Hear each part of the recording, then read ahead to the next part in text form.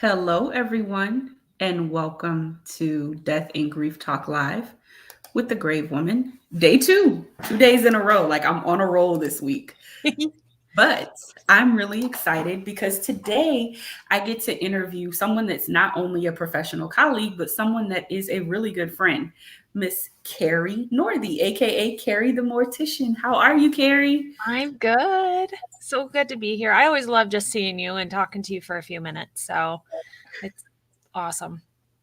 So, Kari, obviously, if those of us in death care don't know who you are, we've been living under a rock. But that's a big assumption that people know who you are. So, for those who are Yeah, unfamiliar with you, your journey, your work, and the amazing things you do for our industry, would you mind introducing yourself? of course. And I assume nobody knows who I am. Honestly, I feel like nobody does. But I'm Kari. I go by Kari the Mortician for the last, oh goodness, 7 years now, which is bananas to me. I've been a licensed funeral director and embalmer in Michigan for 22 years, been in death care for 30 years, started when I was 16. So long journey in the business. And yeah, kind of started the social media. I have a dog that he's a 75-pound puppy and he doesn't know boundaries. So, Hello, hello. um, yeah, Mr. Eddie. So he might be a therapy dog one day. We'll see. But yeah, and I've been connected to all these amazing people throughout this social media work within the business. I teach for a mortuary school, do presentations for continuing ed. So a lot of balls in the air in different areas, but I think it keeps me loving the business more. I don't get burned out, I feel like, because of that part of it, which is good. Not only that, I mean, you're like a super mom, Yeah. and that in itself is a job. You have two beautiful girls I and do. some bonus children. I do. One bonus, not an official bonus, but yeah, I mean, over 3 years of, him being in my life. So I consider him, kind of a stepson. It's easier than saying my boyfriend's child kind of thing, but no, nothing legal yet. So, which is okay. I'm really excited to talk to you, Carrie, because the thing that I honestly respect the most about you is that you are consistent. Every day there's a new video. Every week there's a chat. Like you have been consistent since the day I've met you. How do you manage it all? Being a funeral director, being a business owner, being a professor, being a mom, being an amazing partner. How do you do it? Um, I don't know. I don't know if I sleep. I don't know if I don't know if I'm present all the time. I think sometimes trying to do things that other people appreciate really sometimes does overwhelm us. But for a while, I had a social media helper. I would send her all this stuff. She would post it. So I knew it was getting done. Um, I'm doing it all on my own again. And, God bless Metasource or whatever that can let you do all these posts and things ahead. And the creativity is there. The time is not always there to do it. So trying to find every nook and cranny of recording. But there's so many days I'm at the funeral home and I'm like, yeah, that'd make for a great video, but I'm too busy serving to make the content that, some people, I always look at other people and that are posting and think they're doing it way better than me. But I know that it's the same, like, wow, look what she's doing, or wow, look what she's posting, or how much. And I think the grass always seems greener, but there's always chaos behind the scenes of trying to get it done and trying to provide and trying to get the content out there. And I don't want to do it if it doesn't feel organic or if it feels fake or if it feels ungenuine to how I'm feeling that day. Like if I don't feel like recording, that's fine. I don't need to. I have found over the years, and that took a long time for me to get to that place of giving myself grace, like I some days I'm so jealous of our good friend Lauren, Little Miss Funeral, because she gave herself grace to go be a mom and to focus on life away from doing this. I know she misses it, but to her, it's the same. If it's not genuine, if she doesn't have the time, and if she feels like she's taken away from other stuff, she's not going to do it. So I've backed off some on the videos because there just isn't time for it with, busy life and everything. And that's okay. I'm still putting out stuff, answering emails, commenting and things. And sometimes things have to give. And it's like, well, it's at the end of the day, I have to feel good about it and make sure I'm focusing on the right people and place for me at the moment. But I try and be consistent. I try and maintain who I am in all of it as well, which I think is huge too. It is huge because, like you're saying, shout out to Lauren, aka Little Miss Funeral. We love She was Lauren. actually the first person I collaborated with way, way, way back in the YouTube days. But yeah, she said it's about family right now. And I so love that. And I've kind of adopted some of that same theory, Kari. I used to feel like I had to post every Wednesday at 12 o'clock. And if I didn't, I was I was inconsistent and I was a failure. And now I can't tell you the last time I actually sat down and made a YouTube video. But, I try to put things out like word of the day. I'll do a batch of those. And I haven't done that this week. And that's okay. I was busy. I was traveling last week. It's okay. And it's like, that pressure is really, it's an invisible monster that I think needs to be studied, because it's almost like, yeah, you might get like a couple dollars from YouTube or a partnership or something like that. But for the most part, this is voluntary. We're doing this out of our heart and our desire to educate, right? But I saw a video that you did, I'll say about 2 months ago, where you were describing a funeral director's job as being like a duck gliding. Isn't that the best theory ever? It is. And like underneath you're scrambling and you're going pure chaos. Yeah. All people see is like you standing there with your hands and you're nodding. Gazing along the water. And yeah, that to me, I just love it. It's so well. And I feel like that's my life anyway. Like nobody on social media sees the pure chaos. I try to be very real, but yet I think people think everything's just super smooth or this and that. And oh my gosh, look at all these things. No, it takes a lot of pure chaos and trying to do it all in a million notebooks. I'm a list maker, but then I get all my lists and then I have to make a new list from the old list. So I spend more time probably it's an ADD thing, I think, too, that you do that.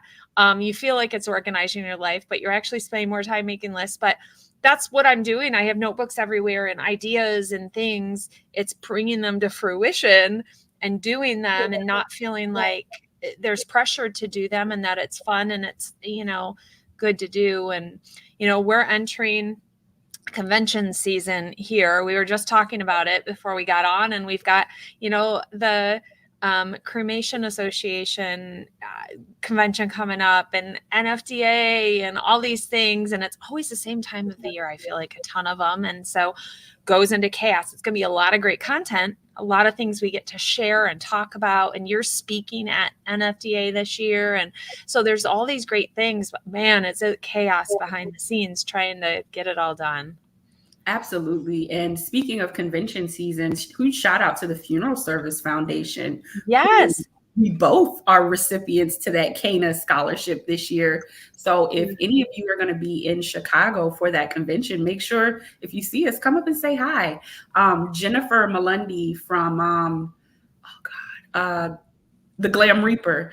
I interviewed her last year and she said something that was so poignant to me. She said, I think people think when you see people online, you feel like maybe they're unapproachable. But she said, I'm a friendly face. I'm a friend.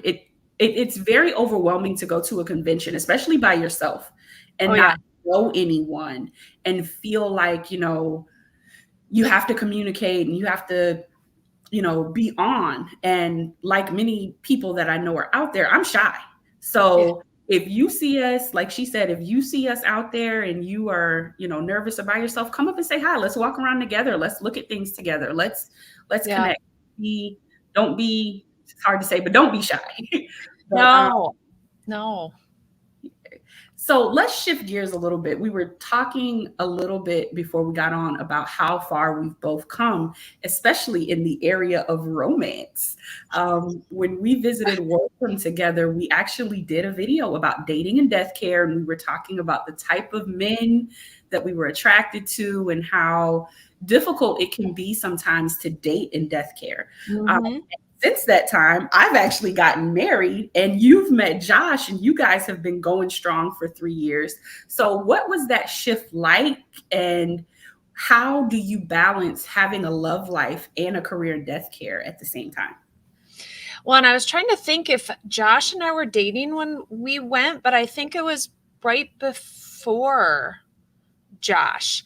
It was before, I yes. I had come out of a divorce. I was getting divorced, and so we were both. I mean, technically single. I was separated, almost divorced, and so yeah, we had a lot of talks of, oh my gosh, what is gonna, what's the world gonna bring to us? And you had said you were like, this is my year. It's coming to me this year, and I was like, man, I don't know what's happening. I was in the there was a mountain in front of me, and yeah, bringing him into my life at that moment was not what I expected. And he is somebody who's been in death care himself for 30 years now, and so that was amazing because all of the first 3 dates where you talk about what you do and try and figure it out, we didn't have to do that, so it was kind of nice. And he was my biggest crush ever that I'd ever had. Like 5 years ago or whatever, when I first saw him strutting across the cemetery. And then, and I picture it. I wish I could have that like on a video screen, how I picture him. And it probably wasn't the first time I saw him, but every time, and I'd go back to the office, I'd be like, Josh, the vault guy was there today. Like he was such a big crush on my life. And so it was fun when he finally asked me out. I call in my girlfriends from, that I've had for 20, 30, 40 years of my life and saying, guess what? Do you remember this guy from back in the day? And they're like, yeah. And I'm like, we're going out. And they're like, what? So that has been amazing to bring him back around and for us to get a chance and to get to know each other, and that I was right. I felt something, and I knew something was there. We just we're at the right point in life. But I think understanding, some days we talk about our work, some days we don't want to. Some days, I think a lot of people think that we come home from a funeral home and are going to be all sad, talking about sad families and stuff. More conversations are had over, you will never believe what this person said, or, oh my gosh, this family dynamic, or this was the sweetest people, or, oh my gosh, I got to do this. Or I talk more about like the coworker drama or things like that. It's not coming home and being sad because I had a funeral that day.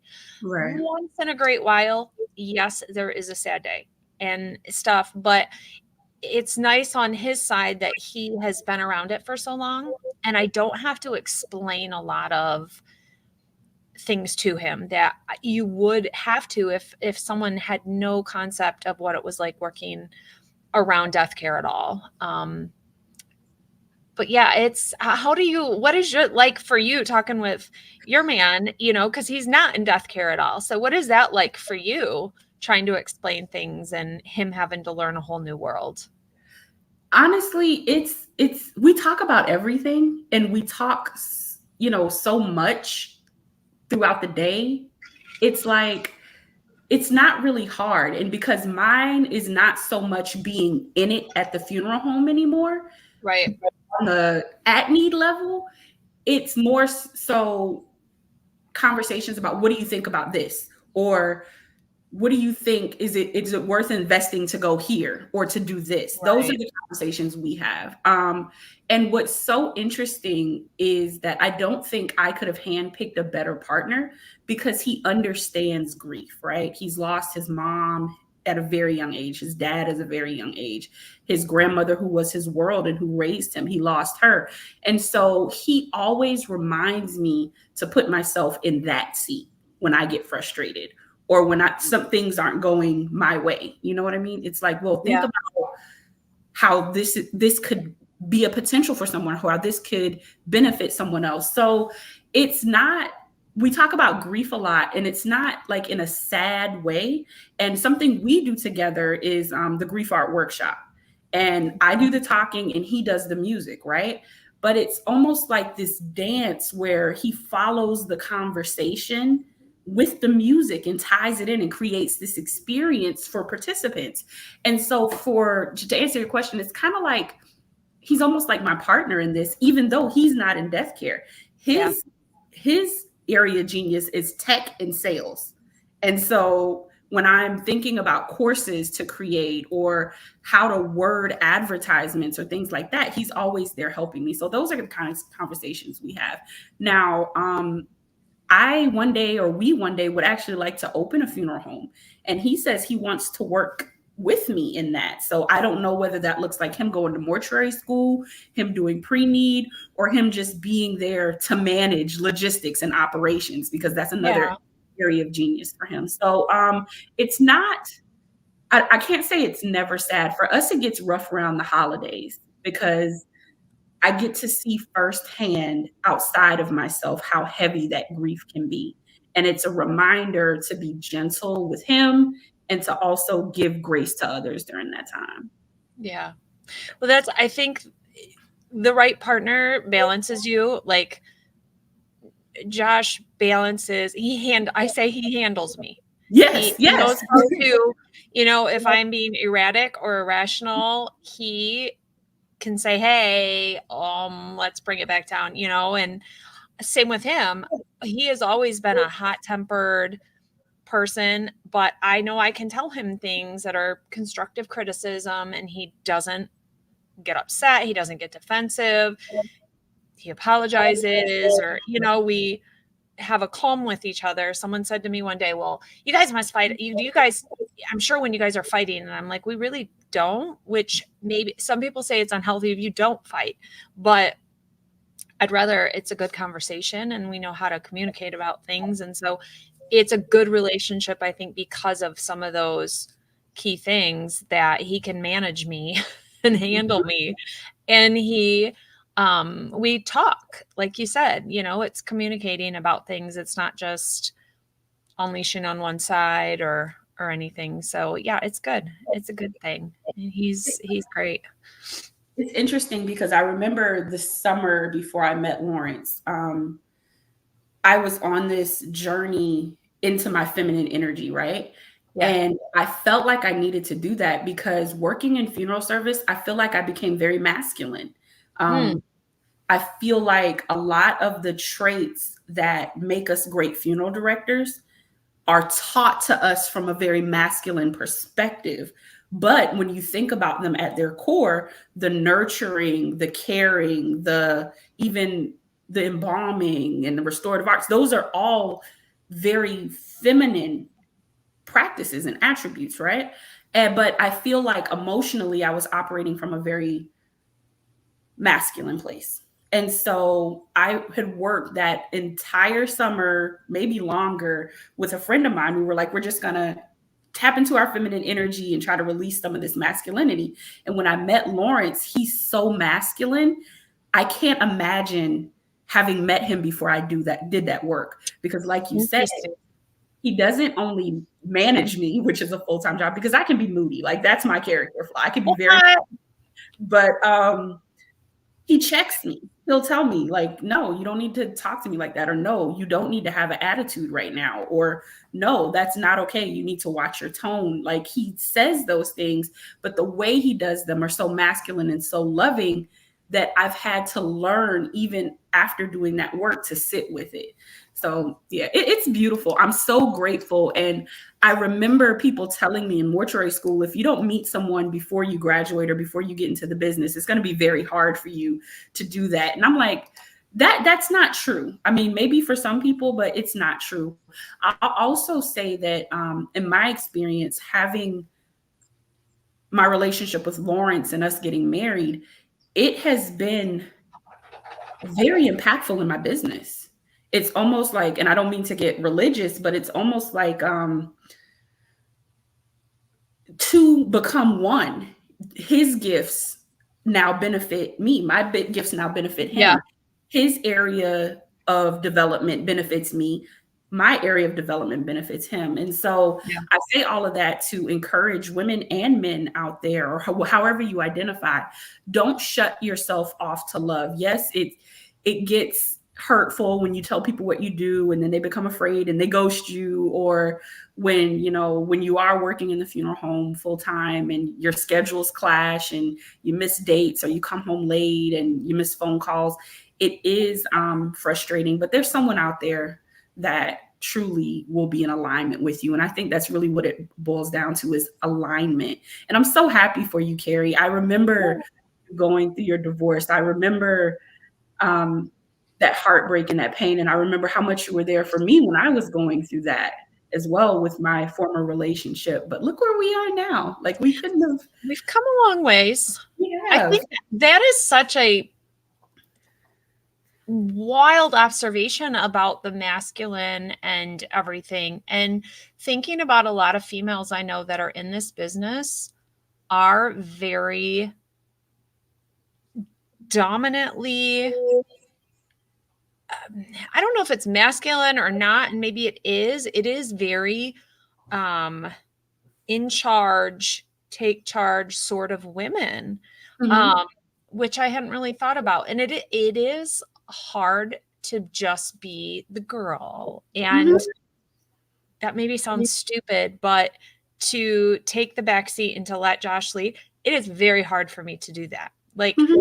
he's always like, I can't even plan a date because you've already planned out everything for the next month. He goes, I don't plan that far ahead. He's like, so if you want me to plan something, you need to like not plan as much so I can plan stuff. And I'm like, oh, okay. I never thought about it that way, but I think Faith, had said that once too. She said, we were doing one of our podcasts, the 6 Feet Under Exhumed, and she talked about, she said, I'm so in charge with everything, running the Mhm. mortuary program, working at a funeral home, doing all this. So when I get home, sometimes it is nice to let her wife kind of take charge of some things, because we are in charge so much, but we have to be cognizant, like you said, that we understand we need to let somebody sometimes take a bit of a lead or be the more dominant, or maybe be the masculine, feminine, kind of do that. But I've never really thought of it. That's amazing. Yeah. Yeah. And I think about that a lot when wanting to have children, right? I don't have any children, and it is something I desire, but as much of a journey as it will be for me, it'll be that journey for him as well. And Yeah. I've seen it firsthand, where I've seen friends, they almost don't want to let the guy hold the baby because they're afraid they're not going to hold the baby right, or they don't want to leave Yeah. the baby alone because they're afraid, you know, daddy's going to forget something, and it's Yeah. like, I'm trying to prepare myself mentally because, like you said, I said, this is my year for marriage. I truly believe this next year will be my year for children. And I'm trying to prepare myself for that. But I don't think that us operating that way, in that masculine energy in our careers, is necessarily a bad thing, because No. we have to assert ourselves as women. We have to stand up for ourselves and establish boundaries and enforce those boundaries. But yeah, I really had to sit with myself and realize that if I wanted my marriage and my relationship to be successful, I couldn't operate that way in my marriage. There's a movie. Have you ever seen the movie Date Night with Steve Carell and Tina Fey? I want to say a long time ago, but I don't really remember it. It's one of my favorite movies, but there's a scene in it that I always go back to, like you just, or as you were talking, I go back to it, where they're talking about how she's like, I have to handle all this stuff and I have to do all these things and I have to get the gifts for friends, the kids going to birthday parties, and I got to get this and I got to make breakfast. And, that at the beginning, there's a scene where she's just trying to do everything. She's like, it's easier if I just do it myself instead of trying to tell you how to do it. And they're Mhm. sitting in this car, and later in the movie, and he goes, but if you just gave me a chance, I might surprise you. Right. And so, and I remember I first saw that when I was married, and I was like, whoa, because I do that. I might as well just do it myself because then I know it's done the right way. But that's my mom too. That's my mom and me. And not that my way is the right way, but to me it's the right way, obviously, because that's how I would do it.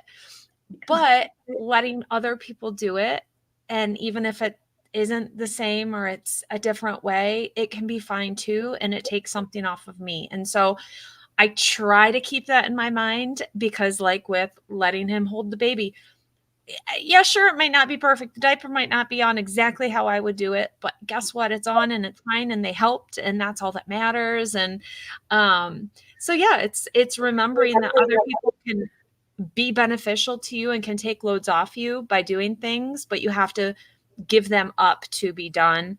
I was that way at the funeral home when I first started. I was coming in on every day off because nobody was going to serve that family as good as I could serve that family. And so I was working nonstop because I just didn't think, well, if I'm not here today, what's going to happen? And it's like, well, it existed before me. It's going to exist after me. And so having to learn, you got to take your time off. You have to take care of yourself.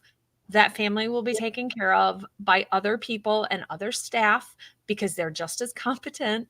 And so it's life lessons in all the areas, work and relationships and everything. And so yeah, it's hard. And I tell Josh that too, because I'm like, you're capable of planning things because you do it for your child, but you don't plan them for me. And he's like, because you usually just do it. And I'm Right. like, huh. But yeah, it's, finding your balance and not complaining. I realized I was recording with Faith and, my ex-husband always said I bitched a lot. So, that's what they're going to say.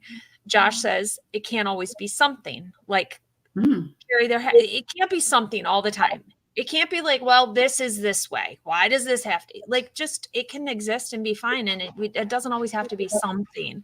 And then we were talking about an episode of 6 Feet Under, and they were talking about Claire and how everything doesn't have to be dark all the time, I think is how they said it or something like that. And I was like, oh, and it was like revelation moment. It was crazy. I think we were doing the episode with Gabe or with Ben. He was on, and I was just like, wow. That just, it depends how you say it, because you got to say it in a way that's not insulting. Telling me I bitch all the time, probably not the best. Not going to get a good response. But it's hearing it in the right way to make a difference with how your attitude and actions are. And so I think that's also something, is how when our men are handling us or however we want to say is saying it in ways that we understand and speak our language, and we don't get defensive, or we don't, same with work, how you approach people at work. How are you approaching coworkers? Are you coming at them and offending them? Or are you saying it in a way that is supportive, encouraging, but also may invoke some change? So I think it's finding the best ways to communicate in those ways, depending who you're talking to. But you're absolutely I have no idea what tangent I just went on. You're absolutely right. And it's like syncope, because my next question to you was going to be, how do you take that same revelation and apply it not only to work, which you addressed, but to your students when you see them doing something not necessarily wrong, but that could be done better because they're learning, they don't know this could be done this way, and you're going to save yourself 10 steps, or you can't save 10 steps here. You have to take these 10 steps. Right. So how do you do that as an instructor? Because I'm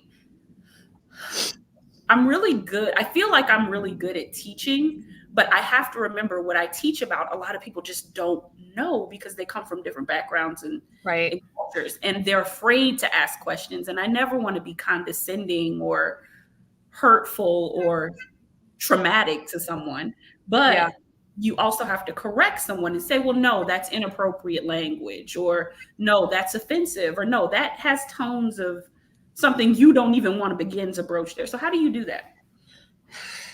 You tell me. I think right now we are the students and the generation that we're teaching.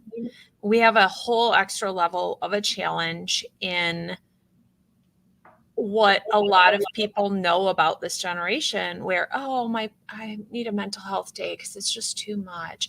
Mental health days are great, but come on, like, oh, I can't work 40 hours. It's just too much, being 40. overwhelmed by not a lot. And so I'm seeing these students where I'm lining them up for success, like, guys, this is all you have to do. And then having some students just not do it, or do it completely not how I have, like, gone over, specified, written out. And I'm just like, I don't understand, whether it's a lack of caring, whether it's they have too much going on and something's just got to give, whether it's just I don't give a f kind of attitude. But I'm like, a big thing I tell them is every little thing we're doing is super applicable to working at the funeral home. This is a deadline. You have to have this turned in by this deadline. If this was an obituary you were sending to the newspaper and you sent it 5 minutes late, it's not going in the paper. Your family's going to be pissed at you. You are then going to have to run it for free for them. That is a $500, if not more, thing you're just eating because you didn't get it in on time. I'm like, so this is very applicable. What's another one that's super applicable? Oh, your family tells you, hey, we really want mom's makeup to look like this, or we really want there to be this many rows for the family. You do the makeup however you feel like doing it. You only do the rows you feel like doing. You failed because you're not listening to the instruction of the person that has hired you. Same thing if I give you an assignment and it needs to be 2 paragraphs, 5 to 7 sentences each.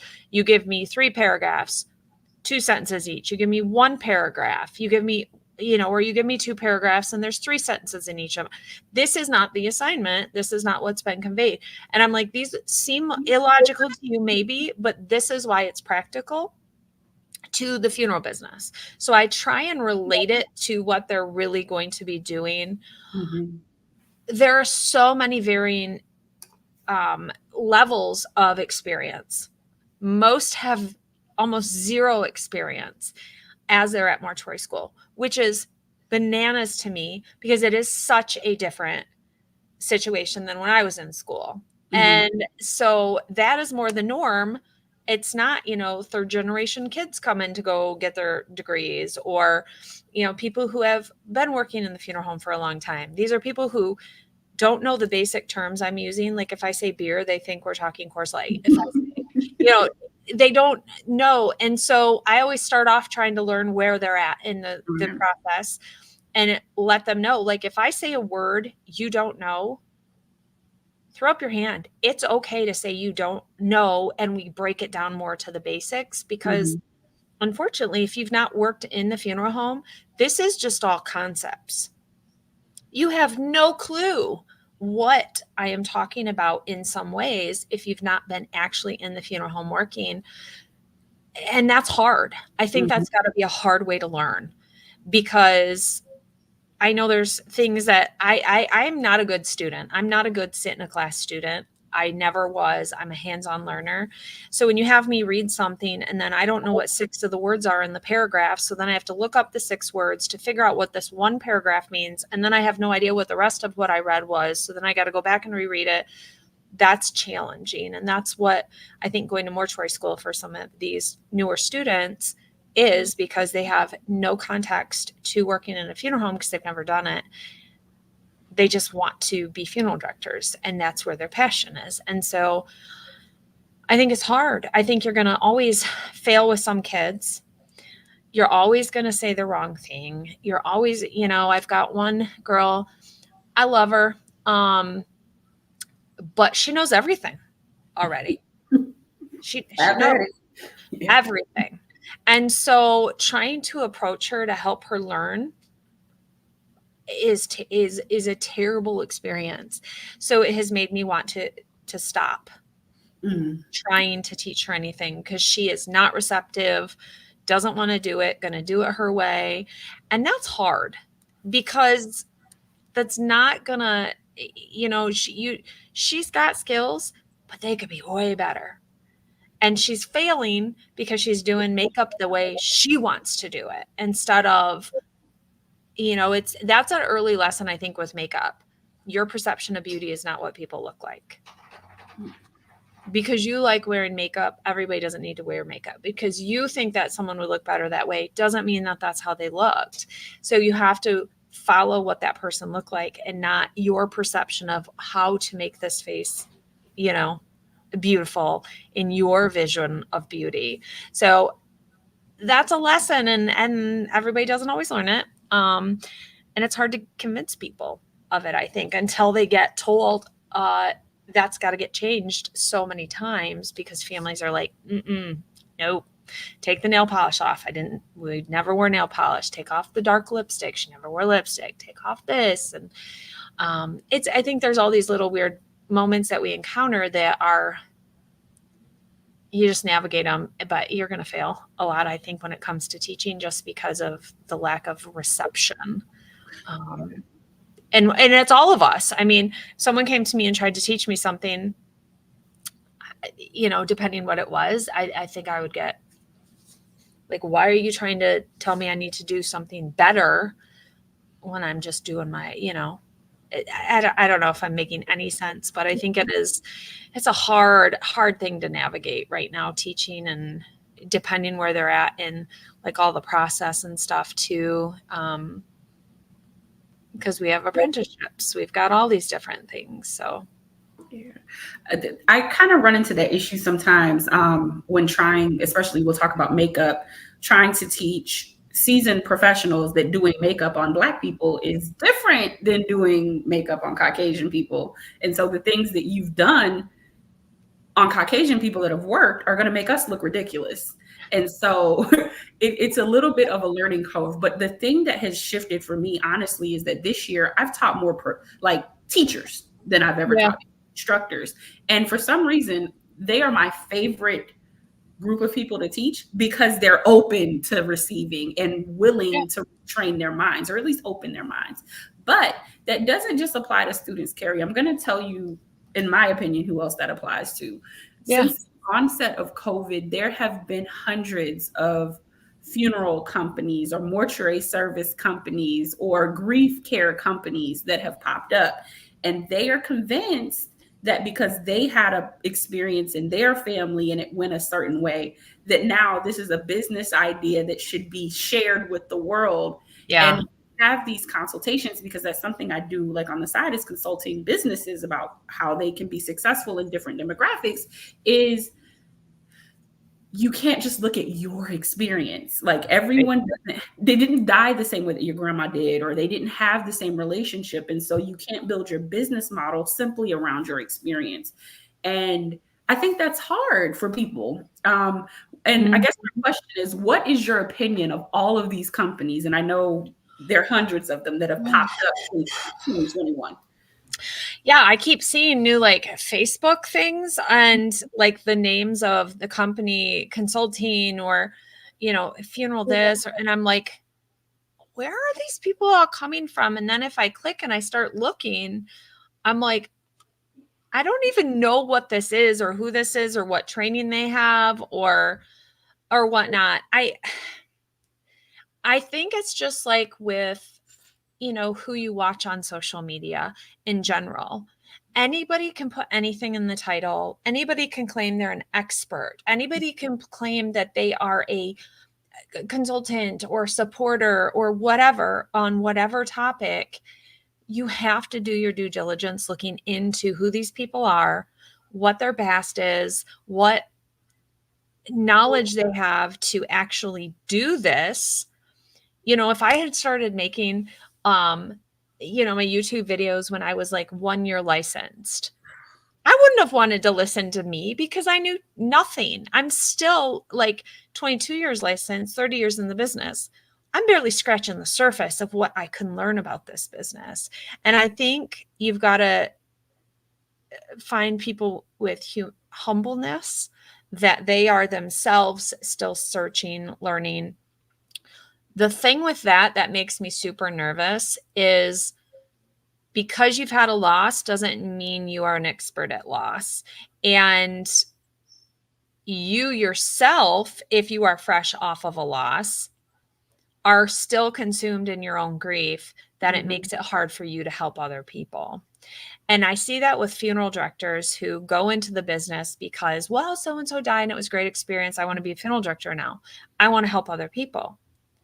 Then, as they're helping other people, it's always, yeah, my mom died, so I know what you mean. And which is the worst things to say. And a Yeah. funeral director should not be that person that does that ever to a family, because they're going to hear that crap enough from other people. You don't know what they're feeling. You don't know what they're going through. It does not matter what your loss was. It matters the person in front of you and their loss. And that's all that matters in the moment. And I think that is the fine line that can get pushed with some of these people. They've had a loss. And so they think, like you said, they know everything about it all now because someone in their life has died.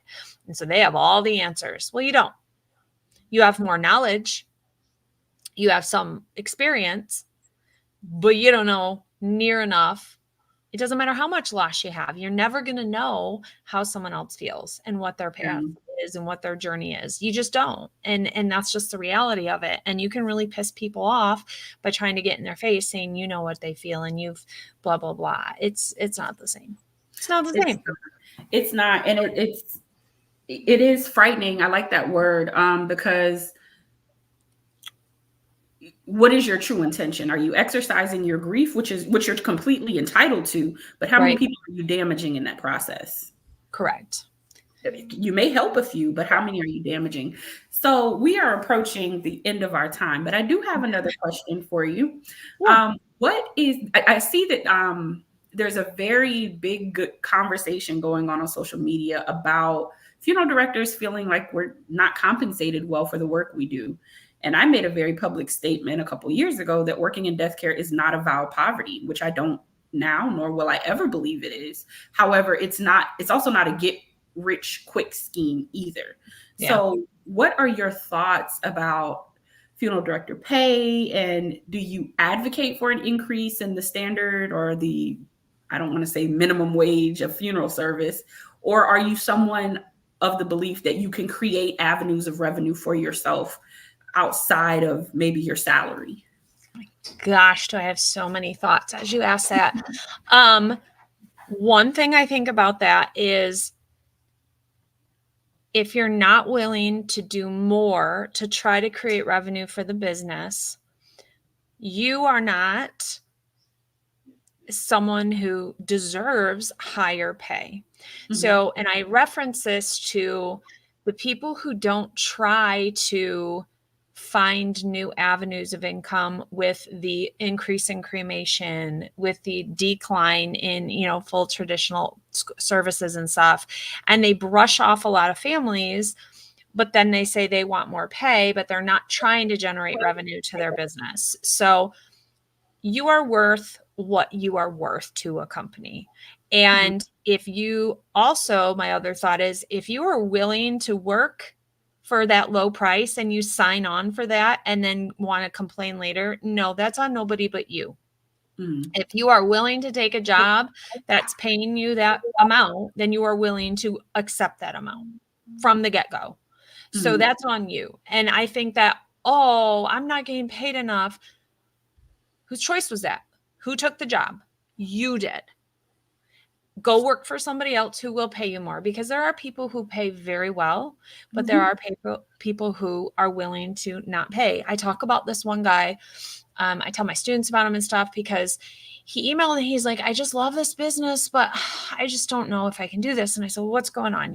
He was a younger guy. And he said, right now I'm driving limo and I can't make a living off this. And I said, well, how much you making? He goes, well, so I pick up the limo in the morning. I make sure it's washed.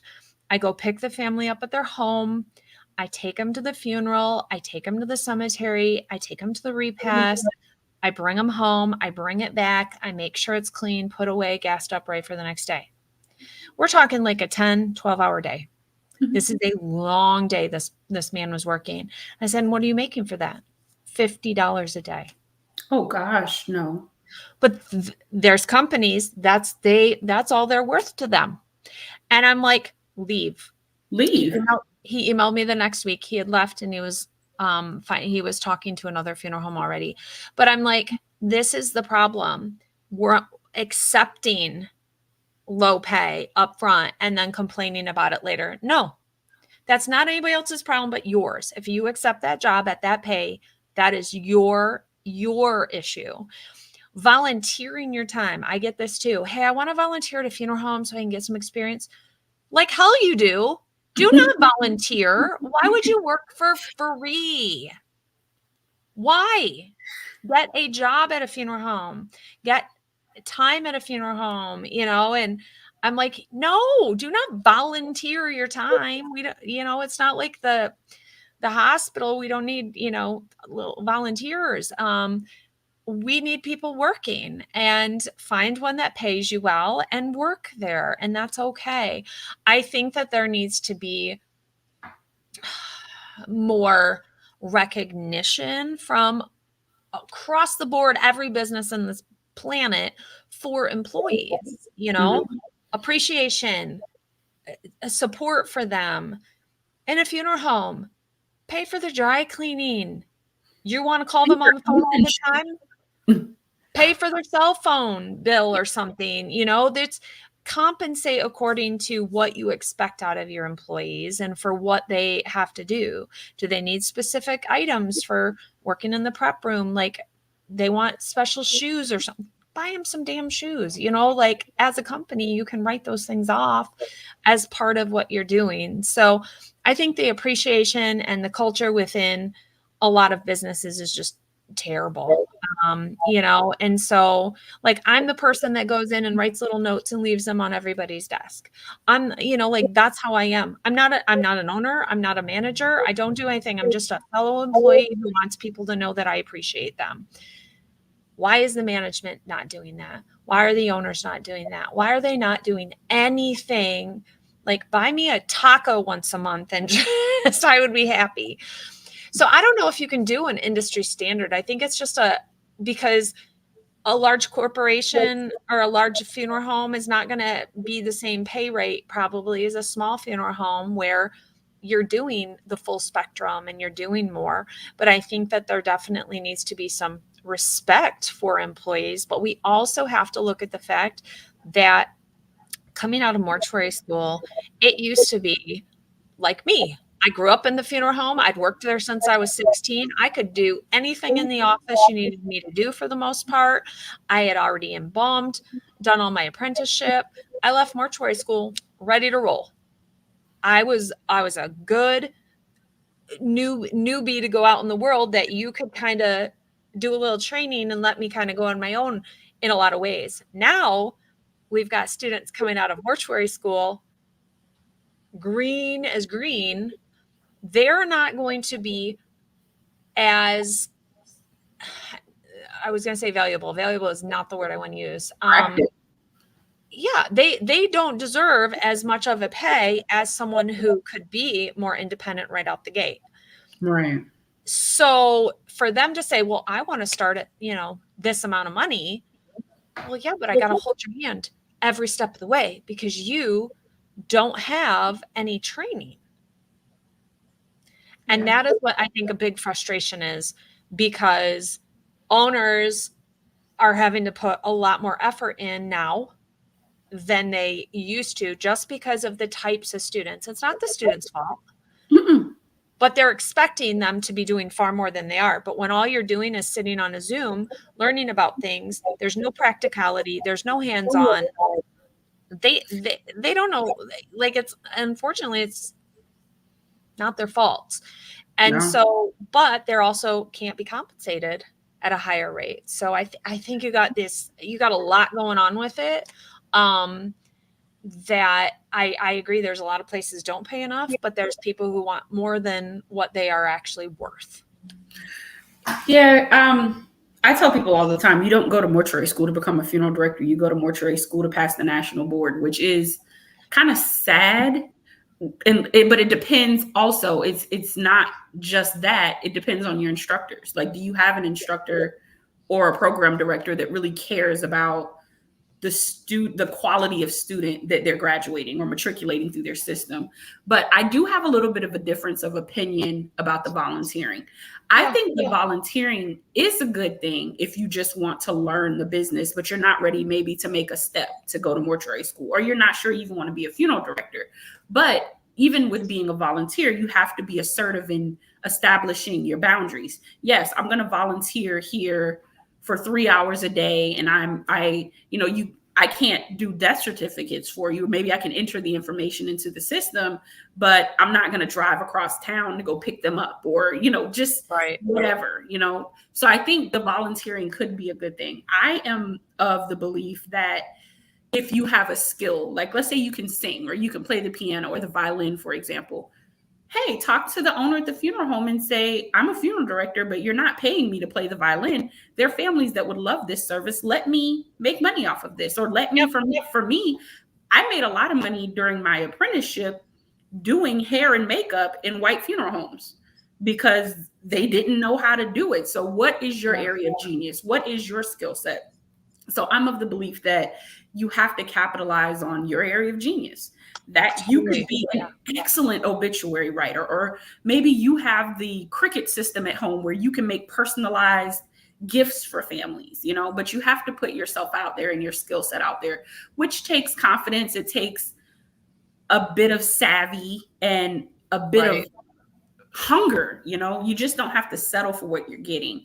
But I don't want to stay on too long, Kari. Before we go, this is just so good. I could talk to you for hours, but what's next for Kari the Mortician, and where can people find you?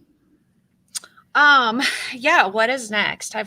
We're hitting convention coming up. So they'll be live a bunch at the NFDA on my YouTube and on Instagram and everything. I'm on YouTube, Instagram. I am on TikTok a little. It's not like my big forte there. Facebook, always posting content as many places as I can. All sorts of little things. You can email me, Kari at KariTheMortician.com. I respond to all my emails. I have so many things that I would love to do. I've got 3 books I've started. Sitting and having the creative moments to work on them, that'd be great. I have like different series for videos. I have all planned and stuff, but sitting, recording, doing them, I need some reinvigoration. I think I'm in a little bit of a rut with that. The creativity is there, but the desire is not there right now. I'm so focused with the kids and everything. So I'm like letting it all plug along. And at some point I'll come back at it big. I think everything is cyclic. And so eventually I'll come back at the social media harder and stronger with more content. But for right now, it's just kind of, we're plugging along. We're getting through and kind of seeing where this season takes me until I start the next big season. So, yeah. Awesome. And if you haven't already, if you're on social media watching us right now, make sure to follow Kari's YouTube channel, Kari the Mortician. Follow her on all social media at Kari the Mortician, and visit her website, www.KariTheMortician.com. Kari, thank you so much for taking time out of your busy schedule to chat with me in the middle of the day on a Wednesday. I love you. I can't wait to see you in Chicago and again in New Orleans. I know. And thank each and every one of you for watching. If you're not following The Grave Woman everywhere, please do. Live life, love hard. We'll talk to you next time.